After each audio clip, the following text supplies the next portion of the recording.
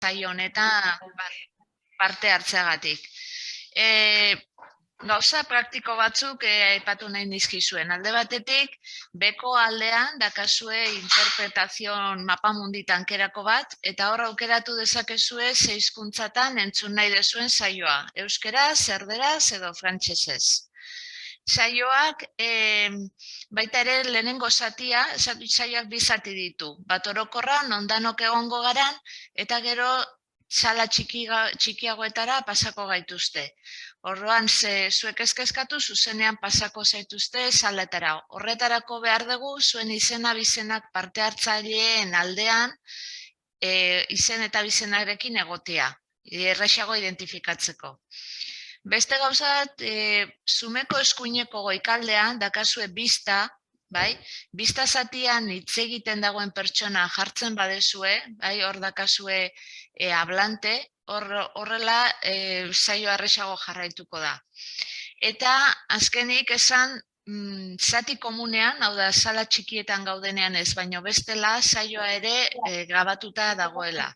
Gero, konpartitu izateko denekin. Vale,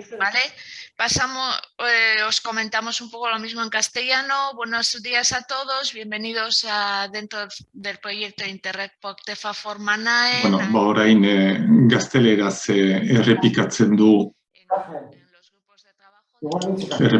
lehen esandakoa. Unos aspectos prácticos queríamos comentaros para poder facilitar la sesión. En la parte de abajo tenéis un mapamundi que pone interpretación. Ahí podéis encontrar... Beraz, pantailaren bereko aldean, mapamundi batean, zera, saioa nahi duzuen hizkuntzan segitzeko aukera izango duzue, eta parte hartzaile bezala eskatuko genizueke zuen izena, osoki izen eta bizenak agertzea. Gero lantaldeetan eta banatzeko errazago.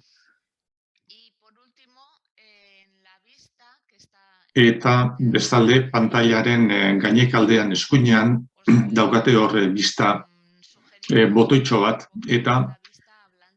eta proposatzen dizuegu hizlariaren bista aktibatzea pantailan hobeki agertzeko eta besterik gabe hitzak epari pasako diot eta saio ona opa dizuet guztioi. Egunon, gaur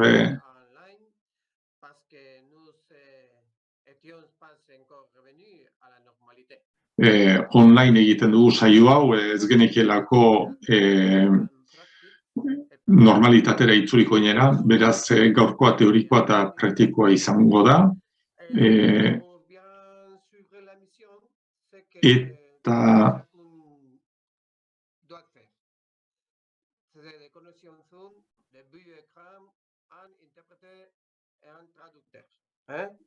beraz,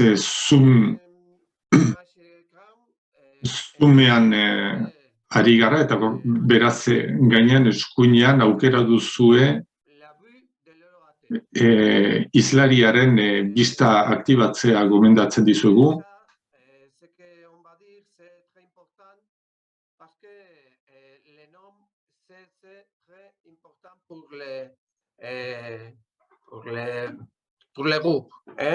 Eta zuen izenak ongi agertzea, behar izan ezkero zuen izena bizenak aldatzea importantea da. Gero lantaldeetan behar bezala banatzeko.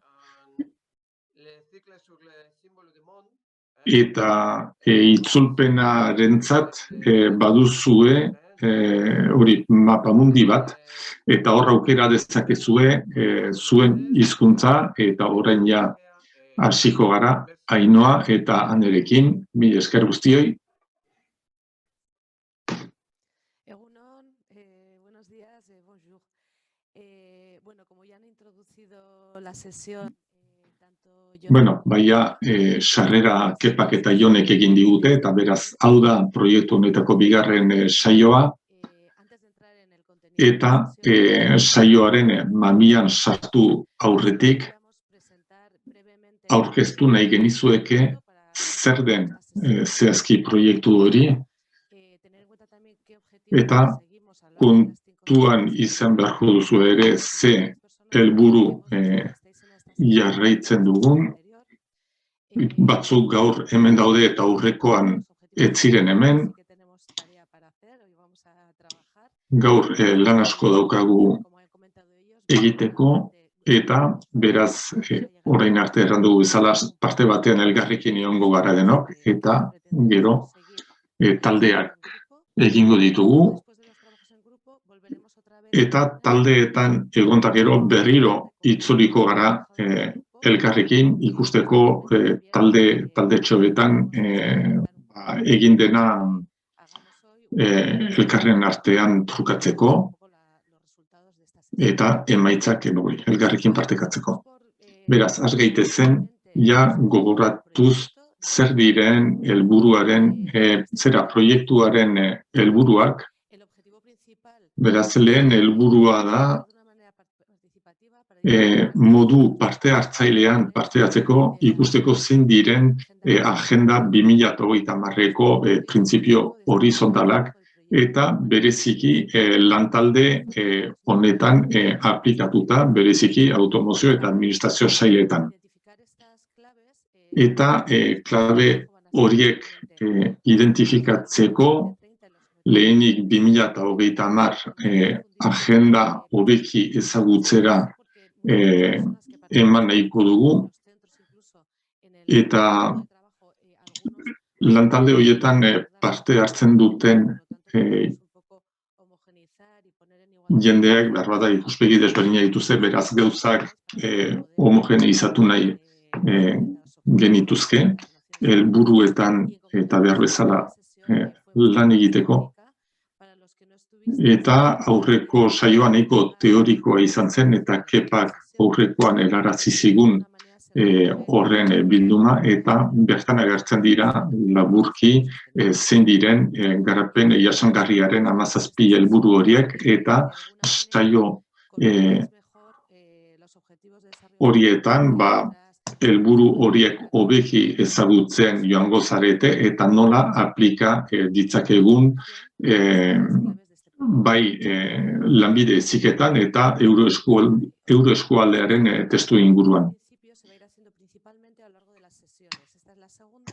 Hau, bigarren saioa da, guztira 5 izango dira, eta lehena ia da nahiko teorikoa izan zela, baina nahi dugu hurrengoak eta hau barneen parte hartzaileagoak izatea, azkenean hau ezin izan dugu ere presentzialean egin, beraz online egiten dugu eta agian hurrengoak presentzialak izanen dira eta orduan parte hartzea erraztuko du. Baina pentsatzen dut, gaurkoa ere behar bezala prestatu dugula nahi ditugun emaitzak lotzeko eta gu prozesu hori prestatzen ari garenok eta saio guzti horietan egingo diren eta emango diren edukiekin praktika egokien gida liburu txikitxo bat egingo dugu eta gida liburu hori azken saioan aurkeztuko dugu ja programa honi amaiera emateko eta proiektuaren plangintza hausi da, lehen saioa maiatzean egin zen, hurrengoa abenduan egingo da, beraz hori probestu nahi genuke agendan sartzeko abendurako saio hori. Eta gero, tartetxo bat utzi nahi izan dugu martxora arte, bakoitzari ideiak edukitzeko denbora emateko. Eta beraz martxoan praktika horiek norberaren praktika guzti horiek amankomunean ezarriko genituzke eta maiatzerako beraz praktika egokien gida liburu bat egingo genuke.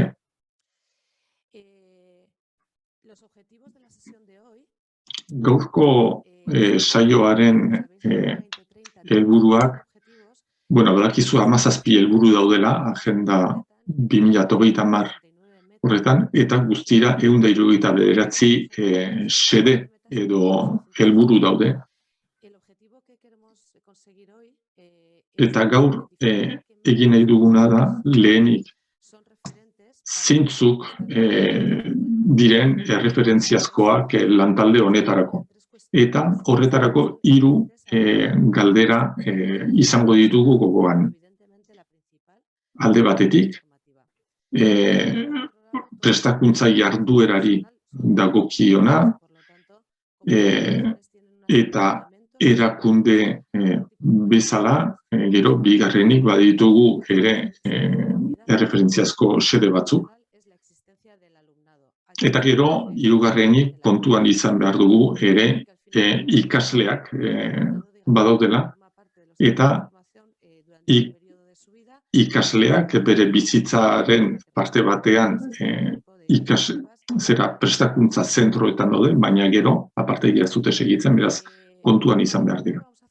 Eta gaur egingo dugun lanarentzat gako batzuk eman nahi genituzke, erreferentziazko helburu horiek zehazterakoan. Beraz, 17 helburu ditugu, 179 xederekin, eta beraz eskatzen zaie erakunde guztiai xede horiek eta 17 helburu horiek beren egitea, eta biztan da erakundeen arabera xede edo helburu guztiak ez direla aplikagarriak. Agenda 30 horren arkitekturan badira gako batzuk importanteak iruditzen zaizkigunak. Zeren xedeetara heltzen garenean, ohartuko gara xede batzuk behar bada beste helburu batzuetan ere aurkitzen direla.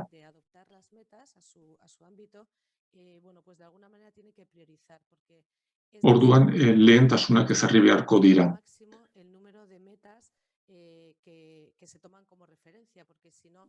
Importantea izango da erreferentziazkotzat joko ditugun xede horien kopurua albezain bat murriztea bestela galdu egingo gara. Eta Nazio Batuen agenda horrek interkonexioak egiten dituela xedeen artean. Eta erakundeekin lan egiten dugunean hori asko azpimarratzen dugu, zeren horren bidez Nazio Batuen erakundeak zeharkakotasuna sortzen du helburu guztien artean. Adibidez, hori harreman hori adierazten duen adibide bat emango dizuet. Adibidez, 2 xede daude oso lotuak daudenak, lehen begirada batean pentsa genezak ez dutela deus ikustekorik lehenengo helburuan dagoela, pobrezari dagokiona, eta 13. Bestea klimaren aldeko eraginean, eta bat kakotx 5 xedeak apratzen du hemendik 2030 pobreen eta zaurgarritasun egoeran daudenen erresilientzia sustatu behar dela, eta 13.3an horrek erraten du gizakien eta erakundeen sentsibilizazioa eta hobetu behar dela, eta guzti horrek eramaten gaitu ohartzera batzutan ikuspegi desberdinak izan daitezkela helburu baten inguruan. Orduan, proiektu honetan ez gara sartuko adierazleetan, eta agenda horiek adierazle asko finkatzen ditu, baina horietan ez gara sartuko, eta adierazle horiek hor daude norbera laguntzeko ikusteko zenbatean betetzen dituen helburu edo xede horiek. Bestalde, ere hori da taldeetan egingo dugun lana, izango da, xede horiek idaztea. Digamos, de la Agenda 2030 global, pero hay que tener en cuenta al leer estas metas Eta xede horiek irakurtzean, gure egoerari, gure jarduerari egokitu behar ditugu. Adibidez, hirugarren helburuari dagokion adibide bat emango du, eta honek idazten du hemendik 2030era, herenera murriztea gaixotasunez kutsakorrek eragindako hilkortasun goiztiarra, gaixotasun horiek prebenituz eta tratatuz. Eta gai hori gero eta gehiago lantzen da mundu osoan zehar.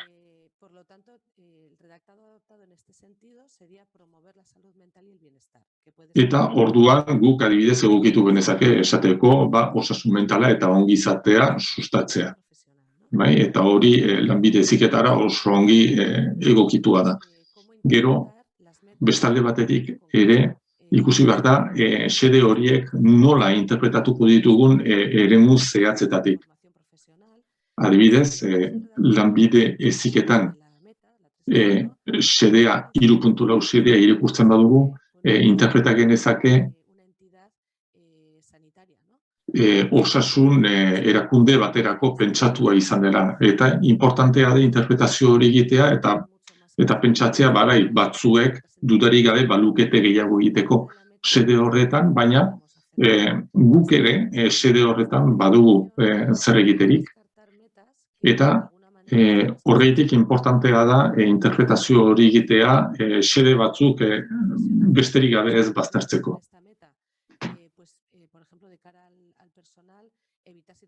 Eta adibidez, kasu honetara bueltatzeko, adibide bat ematearen erran genezake langileen artean estres egoera luzeak saihestea, dieta orekatuak edo elikadura osasungarria sustatzea jantokietan, bendik eremuetan eta abar.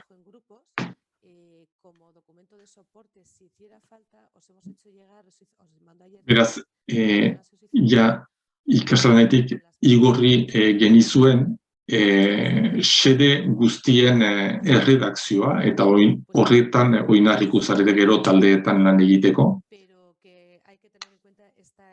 Baina benetan kontuan izan ezazue xede bakoitzetik guk gure kasuan zer egin dezakegun, hori da guri interesatzen zaiguna.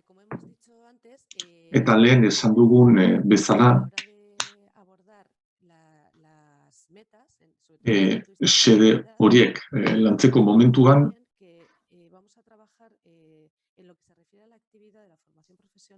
lanbide heziketaren jarduera bi arlotan landuko dugu.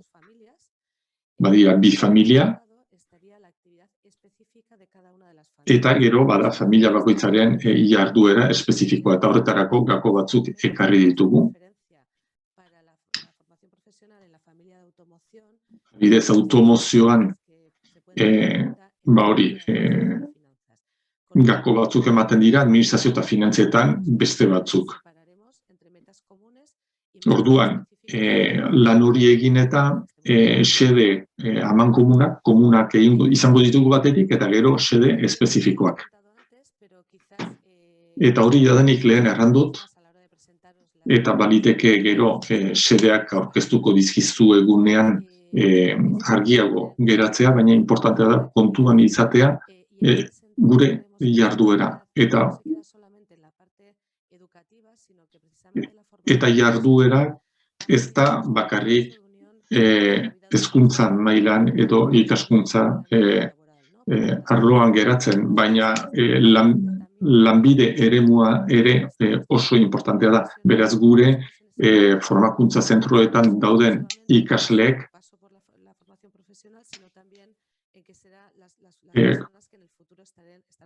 lanbide bat izango dute, profesionalek izango dira, eta hori kontuan izan behar dugu. Eta antolaketari dagokionez, edo erakundeari dagokionez, zentro oro pertsoneko osatutako erakundea, baliabide fisiko eta ekonomikoekin, ekimen asko egiten dira, mantenimenduan, edo aisialdi eremuak eta egokitzeko zentro batzuek kudeaketa edo komunikazio mekanismo berezi batzuk lantzen ditugu, eta naiz eta horrek ez duen ezer ikustekorik gure jarduerarekin, baina erakunde edo formakuntza zentro bakoitzaren funtzionamenduarekin zer ikustekorik badu. Eta ikaslei dagokienez, naiz eta gure jarduera bereziki ikaslei zuzendua den, se experimentan una serie de iniciativas que van más allá de la actividad o que se pueden fomentar desde los centros de formación profesional, como puede ser el fomentar hábitos de vida saludable, iniciativas de solidaridad o de voluntariado. ¿Vale? Esto es un poco por tenerlo en la cabeza a la hora de luego trabajar en estos tres ámbitos cuando estemos hablando de las metas que afectan a la actividad. Moztura bat izan da. Beraz, zaila da, zerotik abiatuz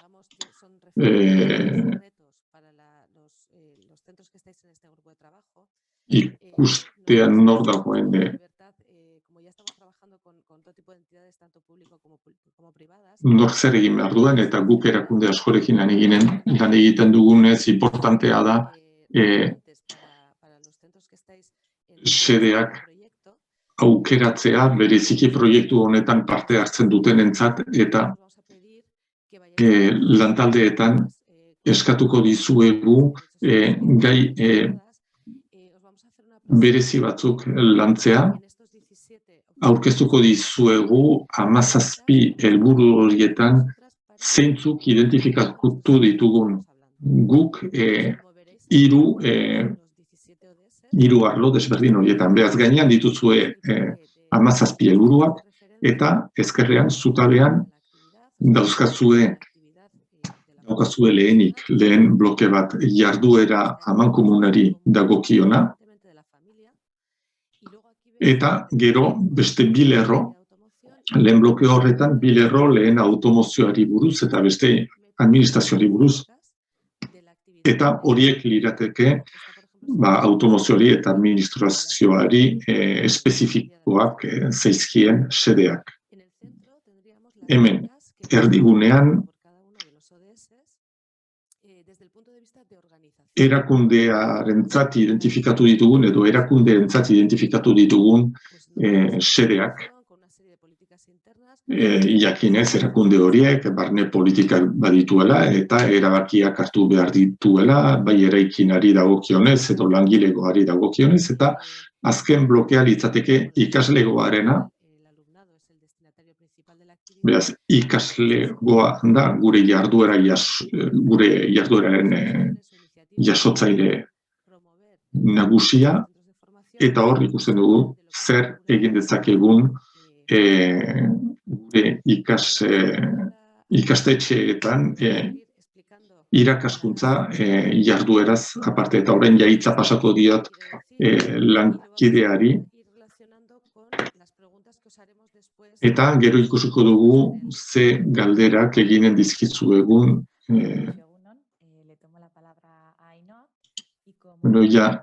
Ainoari hartuko diot hitza, eta orain ikusiko dugu zer dagoen zenbaki horien gibelean, eta beraz gu saiatu gara 169 xede horiek kontuan hartzen, bereziki hemen parte hartzen duten taldeentzat. Orain azalduko dizuegu banaka, Ainoak esan duen bezala, beraz, kolorez azpimarratu ditugun xede horiek dira bereziki landu nahi genituzkeenak. Eta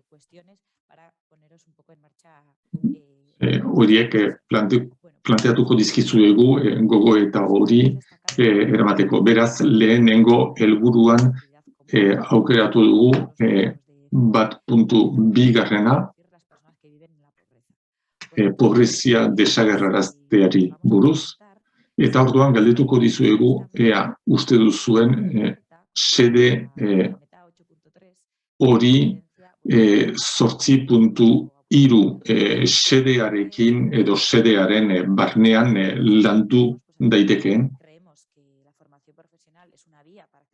Eta guk uste dugu lanbide heziketa modu bat dela lan merkatura sartzeko eta pobreziari aurre egiteko.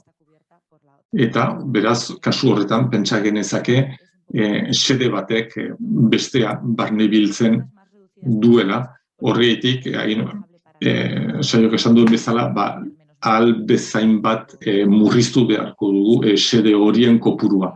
Bigarrenari dagokionez, gosearekin amaitzearen helburu horretan, beraz 2.2 erakundeen alorrean sartu dugu.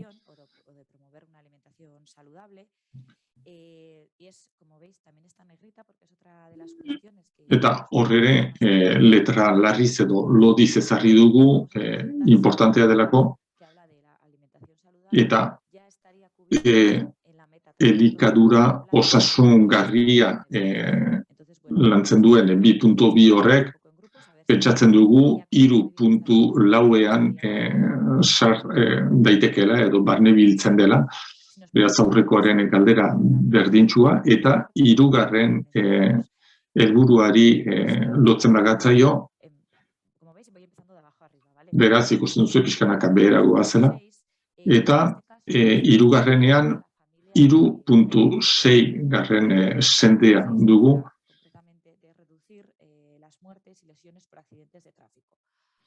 trafiko, istripuz, lesioak eta heriotzak murrizteko helburua ematen du, eta lanbide heziketak automozioaren familiatik laguntzen alduen galdetu nahi dizuegu, laguntzen duen istripuak murrizten segurtasun sistemak hobetuz. Eta beraz, sistema horiek hobetuz pentsa genezake helburu hori hobeki lortzen ahalko dugula. Behera segitzen badugu, ikastetxe bakoitzean politika desberdinak edo proiektu desberdinak egon daitezke, baina 3.4 izan daiteke osasun mentala zaintzea, eta 3.6 izan daiteke ere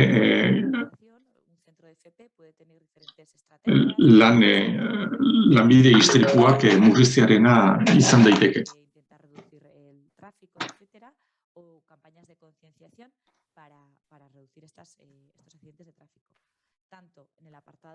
Beraz, lanbide istripuak murrizteko aukera izango genuke, hori landuta baita lanbideen alorrean sartuko genuke hori. También hemos destacado en este apartado de alumnado, la meta 3.5, que nos habla de prevenir el tratamiento del abuso de sustancias adictivas. Porque, bueno, seguramente en alguno de los centros es probable que tengáis en marcha, bueno, pues campañas o Mendetasuna gainditzeko hainbat kanpaina egon daitezke edo proiektuak alderdi horiek berariaz lantzeko, batez ere gazteenak diren ikasleekin. Badakit askotarikoak ditugula, baina baliteke agian ikastetxe edo zentroaren batean dagoeneko edukitzea politikaren bat edo estrategiaren bat hau lantzeko.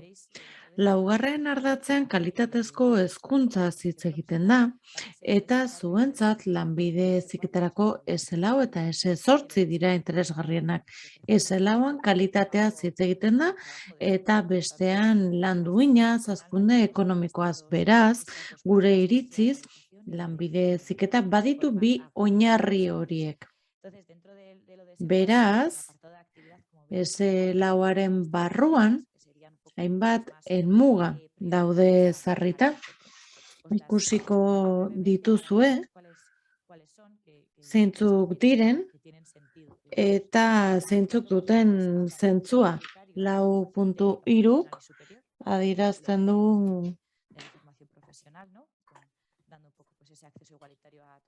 berdintasunezko sarrera bat, emanez,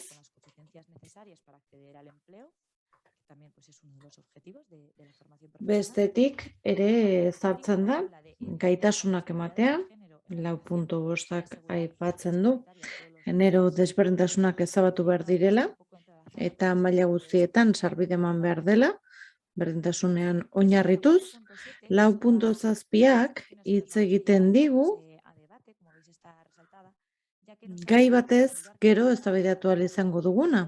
Aipatzen baitu beharrezkoa baita jasangarritasunerako hezkuntza, jasotzea ikasleek horrekin lotutako ezagutza teorikoak eta praktikoak eskuratzen dituzela ziurtatuz. Kontuan izan behar dugu hau familia guztietan, zentro guztietan garatu beharrekoa dela, eta gero proposatuko dizueguna da 8.4 xedearekin lotuta, zeinetan xedatu egiten den hazkunde ekonomikoa eta ura jasangarritasunaren mende jartzen den, ikusiko duzue elkarren osagarri direla. 4.7 landuta agian 8koa estalita izango genuke edo alderantziz. Gure iritziz, 4.7 honetan aipatzen da ikasle guztiek garapen jasangarria sustatzeko beharrezkoa diren ezagutzak eskuratzeaz, eta iruditzen zaigu hori badela eztabaidarako gai interesgarria, eta horrexegatik eztabaidatu ahal izango dugu zuen iritziak ere entzuteko. 4C xedeari dagokionez, aipatzen da goi prestakuntza duten irakasleen eskaintza handitu behar dela eta horretarako beharrezko trebakuntza eman behar zaiela. Trebakuntza egokia. Azkenik, 4A azpimarratu dugu, 4. xede edo helburu honetan, eta hemen aipatzen da ikaskuntza inguruneak egokituta egon behar direla, era anitzeko gaitasunak dituzten pertsonentzat, desgaitasunen bat duten pertsonentzat, eta azken batean genero desberdintasunak kontuan hartuta ere ingurune seguruak eskaini behar dira, indarkeriarik gabeak eta abar. Hori ere garrantzitsua iruditzen zaigu. 5. genero berdintasuna hitz egiten zaigu, zerkakotasun handia du beraz. Eta iruditzen zaigu ikasleen antolaketarekin ere zerikusia duela, ikastetxean aurrera eramaten diren proiektuei dagokienez eta taldeari berari dagokionez, helburu batzuk ezarri ditugu 5.1 eta 5.2 antolaketan eta ikasleen atalean sartu ditugu. Diskriminazioa desagerrarazteaz hitz egiten baitu emakume eta neskato guztien aurkako indarkeria modu guztiak ezabatzeaz. Hori iruditzen zaigu bai ikastetxe mailan eta bai ikasleen artean landu beharrekoa dela.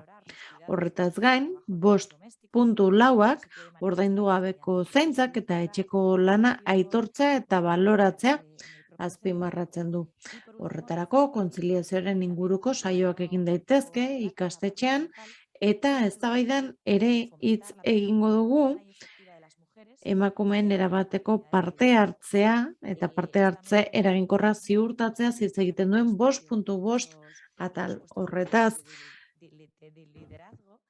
aipatzen baita ere aukera berdintasuna bermatu behar dela lidergoko postuetan, bizitza politikoko, ekonomikoko eta publikoko maila erabakitzaile guztietan, eta proposatuko duguna da hitz egitea ea interesgarria iruditzen zaizuen ausartzea, ea ikasleekin partaidetzaren bidez egin daiteken, edo agian irudituko zaizue ez dela orain landu beharreko xederen bat.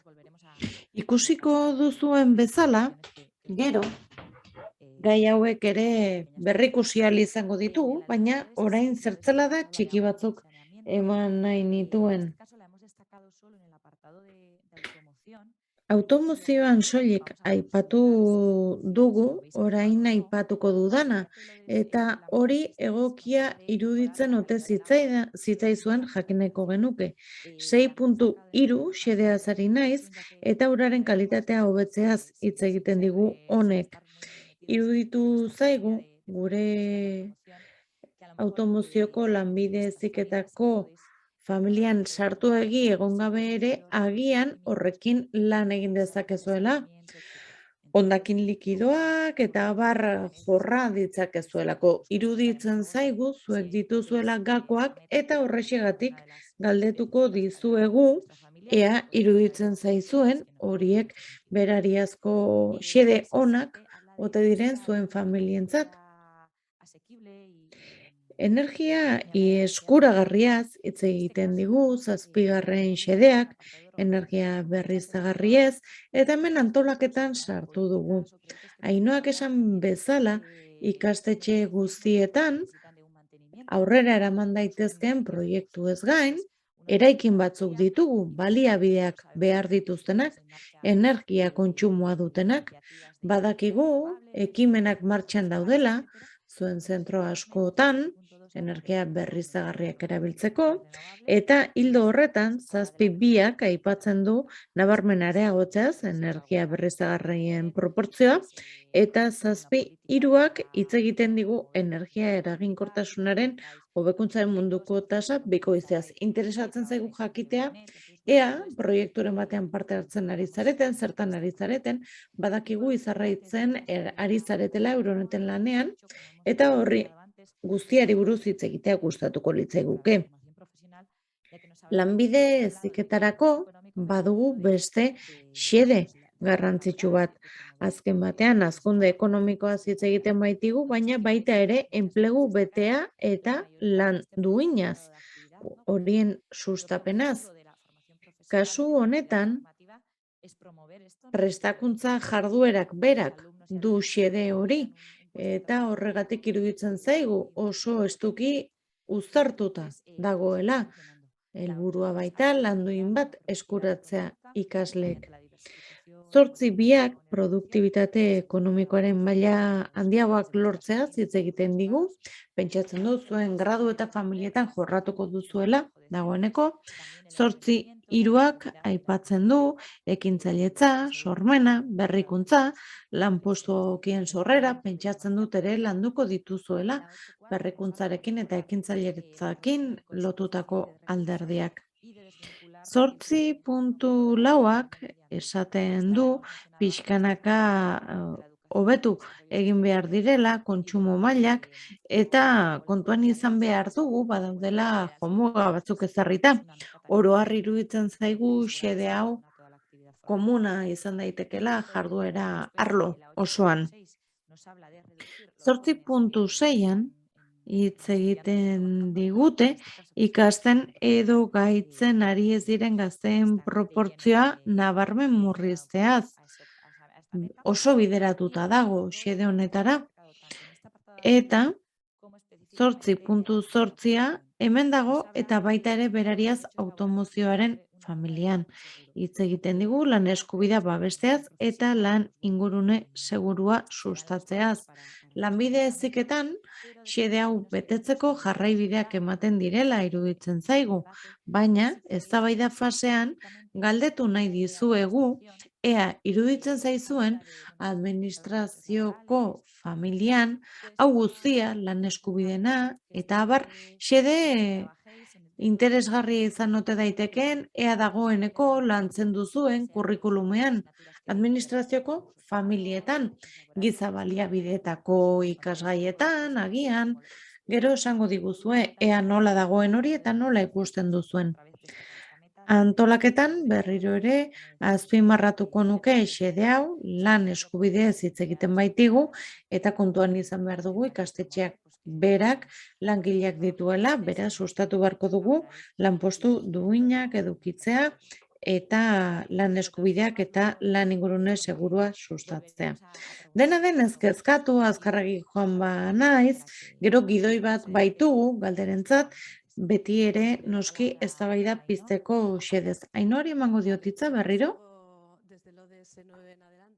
Ongi, 9. aurrera jarraituko dut nik, eta hemen ikusten duzuenez bi azpimarratu ditugu automozioaren berariazko jarduerarekin lotutakoa. 9.4 eta 9.5 modernizazioaz hitz egiten digu, industriak jasangarriak izan daitezen, eta ikerketa sustatzeaz iruditzen zaigu, automozio familiako lanbide heziketa ikastetxeetan, dauden instalazioak egonda, tailerrak eta abar egonda, barneratu egin dugula, tailer horiek benetako tailerren antzekoak direla, nahiz eta prestakuntzara guneak izan, eta horrekin lotuta interesgarria iruditzen zaigu. 10. desberdintasuna murriztea hitz egiten digu, eta antolaketarekin lotutako bi xede jaso ditugu. Lehenengoak aukera berdintasuna bermatzea hitz egiten digu, 10.3 horrek, eta kasu honetan hitz egiten du ez prestakuntzaz edo hezkuntzaz, baizik eta antolaketaz, barne antolaketaz ikastetxe horietan. 10.7 ere eztabaidatu nahi dugu taldeen parte horretan, hain zuzen ere, honek hitz egiten baitigu, pertsonen migrazio eta mugikortasun ordenatua, segurua, arautua eta arduratsua ahalbidetzeaz. Hau galdetu egin nahi dizuegu, ez dakigulako ea ahalmena duzuen ildo honetan erabakirik hartzeko lanbide heziketa zentroetan, horregatik eztabaidara zabalduko dugu. Goazen bada 11. xedera, hemen hitz egiten du, hiri eta giza kokagune jasangarriak izateaz. 11.7 zehazki sustatu nahi du berdegune eta espazio publikoak inklusiboak eta irisgarriak izateko aukera unibertsala ematea. Kontuan izan behar dugu ikastetxeetan ere instalazioak daudela eta batez ere handiak direnean bultzatzen ari dela 3. helburu jasangarritasunerako helburuarekin asko sustatzen ari dela balioa ematea, adibidez berdeguneen sorrerari, ikasleak atera ahal izan daitezen, atseden hartzera, aire zabalean egotera azken batean. Noski, hau bideragarria izan daiteke kasu batzuetan, baina beste batzuetan ez. Horregatik interesgarria iruditu zaigu hemen sartzea. 11a ikusten duzue azpimarratuta dagoela beltzez, eta iruditu zaigu interesgarria zela proiektu honen parte zaretena kontuan hartuta. Hain zuzen ere, hitz egiten du hiriguneen, hiri inguruen eta landa eremuen arteko ekonomia, gizarte eta ingurumen lotura positiboa babesteaz, garapen nazionalaren eta eskualdekoaren plangintza sendotuz. Erreferentziazko xedeak identifikatu behar ditugunean pixka bat gurera ekarri behar ditugu. Eta horrexegatik iruditu zaigu interesgarria zela mugaz gaindiko izaera honekin lotura zuen xede bat ekartzea, proiektuak eta euroeskualdeak logika horri erantzuten baitiote, eta hori dela eta gero eztabaida taldeetan gustatuko litzaiguke honi buruz hausnartzea eta eztabaidatzea. 11a xede honi buruz. 11b xedeak hitz egiten du garraio sistema seguru, arrazoizko, irisgarri eta jasangarrirako aukera emateaz pertsona guztientzat. Ikastetxeetan dauden bitartean, gure ikasleak baliteke aukera egotea errazteko edo nolabaiteko hitzarmenak egiteko garraio erakundeekin sustatzeko ikasle garraio publikoa erabili dezaketela nagusiki. 12. kontsumo eta ekoizpen jasangarriaz hitz egiten digute. Eta hemen xede asko azpimarratu ditugu. Zehazki, badaude batzuk automozioarekin zehazki lotuta daudenak, 12 orokorra da eta hitz egiten du baliabide naturalen kudeaketa jasangarria eta erabilera eraginkorra egiteaz. Hemen ingurumen inpaktuaz hitz egin dezakegu, hor sartzen da dena, automozio tailerrena, eta antolaketa ere sartzen da, hemen. Beraz, erreferentziazko xede bat da, kudeaketa jasangarriko kudeaketa guztian bezalaxe. 12 zehazki hitz egiten du produktu kimikoen eta hondakinen kudeaketa ekologikoaz, 12 barkatu, eta 12 hondakinen sorrera murrizteaz, prebentzio murrizketa birziklatze eta berrerabilpen jardueren bitartez. Berariaz, sar dezakegu iruditzen zaigulako badela dagoeneko dauden tailerren tipologiako tailerrak gure ikastetxeetan, eta horregatik interesgarria iruditu zaigu. Bestalde, administrazioari dagokionez, iruditzen zaigu interesgarria izan daitekela adibidez 12 xedea. Honetan, esaten baita, enpresak animatzea, berezeki enpresa handiak eta transnazionalak iruditzen zaigu, lanbide heziketako familia honetan, lantzen direla ere enpresaren gizarte erantzunkizunarekin, lotutako alderdiak, eta horregatik behar bada, oraindik ez diogu heltzen, xede honi 30 jendaren ikuspegitik, baina izan daiteke interesgarria familia honen erronkak gogoan izan da.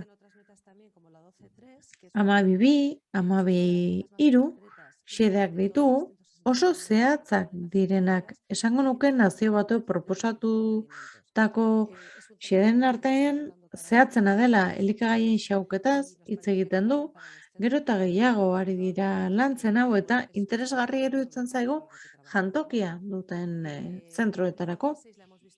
12 aipatu dut dagoeneko, eta hau ere eztabaidatu nahiko genuke ikusteko ea egokia den hau lantzea administrazio eta finantzen familian, eta dagoeneko urteko memoriekin lan egiten dutenek baliteke aukera hona ikustea hau sartzeko eta horrela memoria migratzeko ikusteko zein ekarpen egiten duten ikastetxeek garapen jasangarrirako helburuak lortzeko. 12 xedak erosketa publikoko jardunbide jasangarria sustatzeaz hitz egiten du eta hori ere azpimarratu egin dugu. Jarraian, 13 dugu, klima aldaketaren etaren ondorioen aurka egiteko neurri urgenteaz hitz egiten duena, eta hemen baditugu 2 azpimarratuta, 13 bigarrenak barkatu klima aldaketari lotutako neurriak sartzeko politika estrategia eta txertatzeaz klima aldaketari lotutako neurriak eta noski konpromiso zehatzak. 13 xedeak hitz egiten du hezkuntza, sentsibilizazioa eta giza ahalmena eta erakundeena hobetzeaz klima aldaketa murrizteko. Azpimarratu egin dugu batetik jardueraren ikuspegitik eta bestetik ikasleen ikuspegitik. Iruditzen zaigu ziurrenik hemen parte hartzen ari zareten gehienok, baduzuela sentsibilitate bat, lantzen ari zaretela, 2030 agenda, dena den iruditzen zaigu klima aldaketarena arazo globala dela, eta badagoela erakunde ia guztien agendetan. Horregatik iruditu zaigu 4-7 xedea aipatu dugunez ere, hori komuna izan baiteke lanbide heziketako familia guztientzat, oro har lantzen baita garapen jasangarriaren xedea, 2030 agendaren baitan, iruditzen zaigu 13.3 hau ere zerkakotasunez landu daitekeela ikasleen bokazio hori sustatzeko hainbat sektoreetan lanean arituko baitira eta horrela lortuko bai genuke sentsibilizazio maila handiago bat eta ezagutza hobe bat izatea. Etorkizunean langile izango diren ikasle hauengan. Aipatu da, agian gazteek sentsibilizazio maila handiagoa dituztela eta informazioa jasotzeko baliabideak dituztela. Izan ere, hasi dira, ekimenak antolatzen Fridays for Future izenekoa bezalakoak, eta interesgarria iruditzen zaigu, lanbide heziketa zentroetan ikaslei azaldu ahal izatea zer dagoen klima aldaketaren atzetik eta zerkakotasunez familia guztientzat eta modu berariazkoago batean ikastetxe batzuentzat edo familia batzuentzat. 14. Ozeano eta itsasoekin lotuta dago eta bakarra azpimarratu dugu. Euroeskualde batean gaude eta noski kostaldea dugu, itsasoa dugu eta egia da ikastetxe askoz ari garela eta zaila da lotura orokor bat izan dezaketen xedeak aurkitzea. Dena den 14 xedeak zehazki hitz egiten du itsas kutsadura aurreikustez eta murrizteaz bereziki lurrean egineko jardueran bidez sortutakoa eta hau interesgarria iruditzen zaigu. Badirudi jarduerak ez direnean kostaldean egiten ez dugula inolaz eragiten itsas kutsaduran, baina zorionez gero eta maizago hitz egiten da itsasoan dagoen arazo handi horretaz, plastikoen arazoaz, eta kontuan izan behar dugu hondakin horiek ez datozela kostaldetik, baizik eta lurrean egindako jardueretatik. Horregatik interesgarria iruditzen zaigu xede hau barne hartzea. Noski, gonbidapen bat ere egingo dugu murrizteko ikusiko duzuen bezala, baina hau interesgarria iruditzen zaigu. Bestela 14. xedea edo helburua ez genukelako sartuko. 15. xedeak hitz egiten digu lehorreko bizitzaren babesaz eta ekosistema dituzte komunean 14. eta 15. 14. itsasoaz ari gara hitz egiten, 15. lurraz. Eta hemen lanbide heziketako zentroi dagokienez aplikatzeko litzateke ekosistemen eta biodibertsitatearen balioak plangintzan sartzearena. Azpiegitura baldin badago, sustatu egin beharko genituzke berdeguneak eta abarlen esan dudan bezala, horrek ere zerkakotasunez gerturatu egiten duelako ekosistemen eta aniztasunen garrantzia gure zentro horietara. Eta jarraian aipatuko ditugu 16. eta 17. Hauek pixka bat orokorragoak, globalagoak eta zerkakotasun maila handiagokoak dira. 16. bakeaz, bizikidetzaz hitz egiten du, eta hemen zehazki identifikatu dugu 16.6 xedea, administrazio eta finantzetarako, aipatzen baita kontuak emango dituzten erakunde eraginkorrak eta gardenak sortzea maila guztietan. Hau lotuta dago 12.6 xedearekin ere. Garrantzitsua da Nazio Batuek ezartzen dituzten helburuen artean kontu ematearena sartuta izatea. Hasieran esan dugu adierazleak ez genituela aipatuko, baina oro har, erakundeetan 2030 agendan lantzen denean, garrantzi handia ematen zaio adierazleak sortzeari, datuen tratamenduari eta emaitzak ebaluatzeari. Hori, gizarte erantzukizunarekin lotzen da, memoriak idaztearekin, eta zentzu horretan xede honek zentzu handia du jardueraren berariazkotasun hori kontuan izan da, iruditzen zaigu gai gisa lantzea interesgarria dela. 16.6a ere aplikatzen da, gainerako ikastetxeentzat, urteko memoriak egiten dituztenek pentsa dezakete zer nolako ekarpen egiten dizkieten garapen jasarriko helburuei, eta interesgarria litzateke pixkanaka erakustean nola egiten duten aurrera ekarpen horretan. Eta 16.7a ere lotuta dago partaidetzarekin. Eta aipatzen da, beharrei erantzungo dieten erabaki inklusiboa parte-hartzaileak eta esanguratsuak hartuko direla, maila guztietan hori bermatuko dela. Antolaketari dagokionez, interesgarria da hau ere emakumeen parte hartzearen xedearekin lotzea. Kasu honetan, 16.7an era guztietako profilak sartuko lirateke eta erabaki inklusiboagoak sartuko lirateke ere. Amaitzeko 17.ean, jarduera komunerako azpimarratu dugu 17.6 xedea, honetan hitz egiten da, zientzia teknologia berrikuntzarako sarbidea, ezagutzaren trukea areagotzea, eta iruditzen zaigu hau eztabaidarako ere interesgarria dela, azken batean hainbat ekimen aurrera eramaten ari direlako, ezagutza trukeak egiteko, adibidez garapen bideetan dauden herrialdeekin, eta erakunde gisa, oro har, izango genuke 17 xedea. Esfera publikoan, publiko-pribatuan eta gizarte zibilean aliantza eraginkorrak sor daitezela sustatzeaz hitz egiten duena aliantzen bidez. Hau garrantzitsua iruditzen zaigu 2030 agendan asko hitz egiten da aliantzak sortzeaz eta hainbat mekanismo daude jasota. Honek berezitasun bat du eta da era guztietako erakundeetara bideratuta dagoela. Erakunde publikoek hartzen dituzten arlo guztietan toki mailara joaten garenean eta ikusten dugunean zer egiten den, tailerrean aipatu genuen bezala, euro eskualdearen 3 eskualdek dagoeneko landu egiten dituzte goiko mailatan gai hauek, baina hasi dira ere udaletan eta enpresetan jorratzen hauek.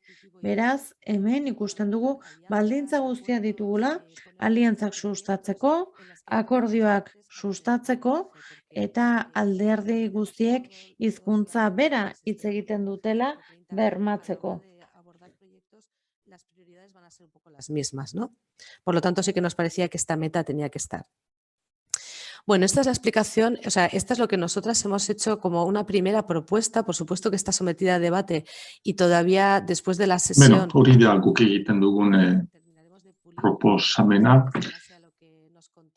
eta xede hauek noski zehazten edo joko gara lantaldeetan egingo duzuenarekin, eta saio honen ondotik helburu horiekin lanean dabilen norbaitek besteari bat baldin badu guri ahaztu zaiguna, eskertuko genioke hori partekatzea, urrengo saioa baino lehen, urrengo saiorakoia joan gaitezen gauza adostu batekin. Orain azalduko dizuegu 5 minututan 4 gelatan, 4 lantalde egingo ditugu, bi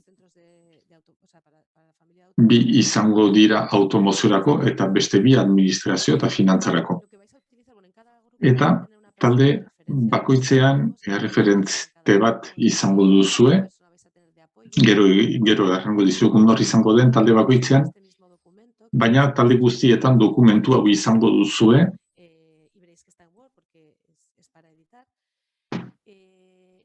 Bueno, os hemos hecho una serie de preguntas que Galderak egin dizkizuegu aurreko panelean agertu dizkugunak, hemen, letra lodiz agertzen diren hauek, sartu ditugu Word batean, galdera moduan, hausnarketa lan hori egiteko.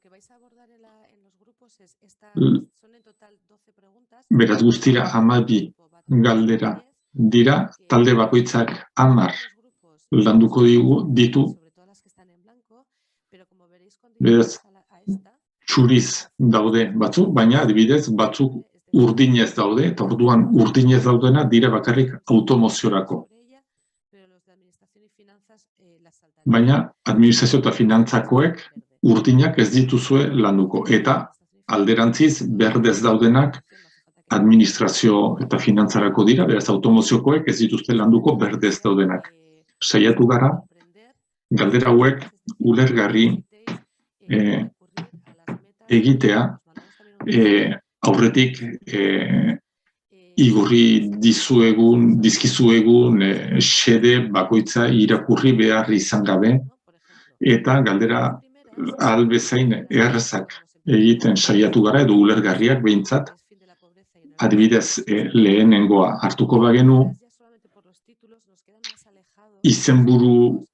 izenburuak berak pixka bat lanbide heziketatik urrun gera daitezke. Eta adibidez lehenean eta bian xede bakarra identifikatu genuen, eta guk azken finean gomendatzen dugu beti ere helburu kopuru murriztu bat lantzea, bestela pixkat barriatu egiten gara.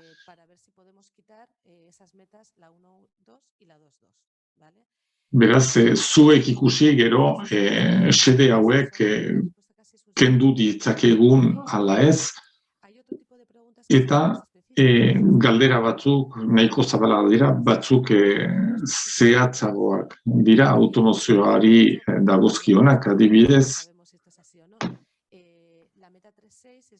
3.6ak aipatzen du trafiko istripuak murriztea, segurtasun sistemak hobetuz, eta gauza da jakitea ea sistema segurtasun horiek lantzen ote diren automozioa lantzen duten lanbide heziketa zentroetan.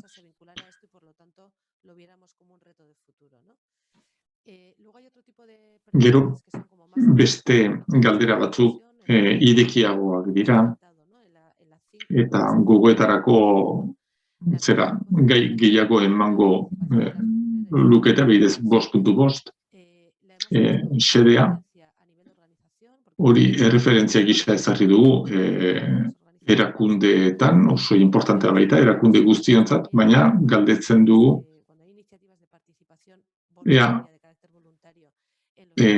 parte hartze voluntario ekimenak daudenean,